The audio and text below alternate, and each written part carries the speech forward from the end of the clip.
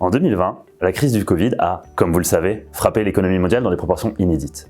Cependant, en l'espace de quelques semaines, le FMI a su mobiliser plus de 30 milliards de dollars au bénéfice de près de 80 pays, évitant l'effondrement de nombreuses économies.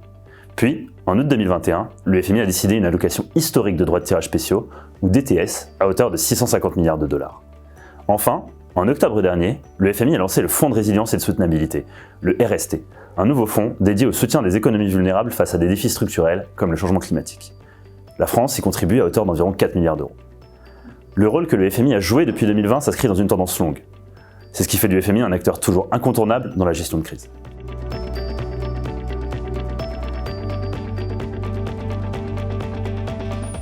À sa création en 1944, le FMI est avant tout chargé d'assurer la stabilité du système monétaire international.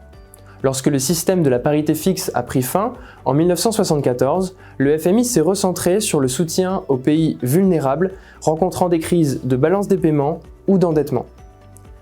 Dans l'imaginaire collectif, le FMI est surtout connu pour ses programmes de réformes structurelles. Mais ses outils se sont diversifiés depuis la fin des années 90 à travers notamment des instruments d'urgence et des prêts adaptés aux économies les plus vulnérables. Ce soutien financier, moins conditionnel, permet de couvrir un champ plus étendu de crise.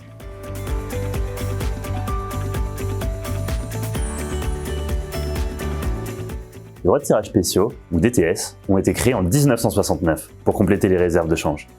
Chaque pays membre du FMI reçoit des DTS en proportion de sa taille. Il peut ensuite échanger ces DTS contre des devises internationales afin de réaliser des paiements. Pendant la pandémie, les DTS ont joué, comme en 2008, un rôle majeur dans la réponse à la crise, notamment pour les économies vulnérables, qui avaient un accès difficile aux liquidités. À la suite de l'allocation de DTS de 2021, la France, suivie par le G20, a soutenu une initiative qui consistait à transférer les nouveaux DTS des économies avancées au profit des économies les plus vulnérables. Aujourd'hui, les contributions promises atteignent 80 milliards de dollars et les démarches se poursuivent pour atteindre rapidement la cible de 100 milliards.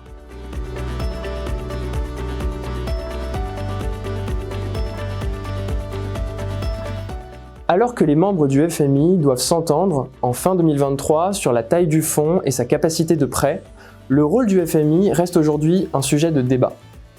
Le soutien du FMI comporte moins de conditionnalité qu'avant. Cela a permis de réduire significativement le risque que les pays qui en ont besoin ne se tournent pas à temps vers le FMI.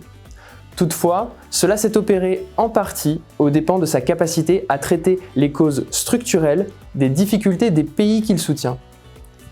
Par ailleurs, la volonté du FMI de contribuer à la lutte contre le changement climatique et ses conséquences pour les pays les plus vulnérables pose une question, celle de son mandat et de son articulation avec les banques et institutions d'aide au développement.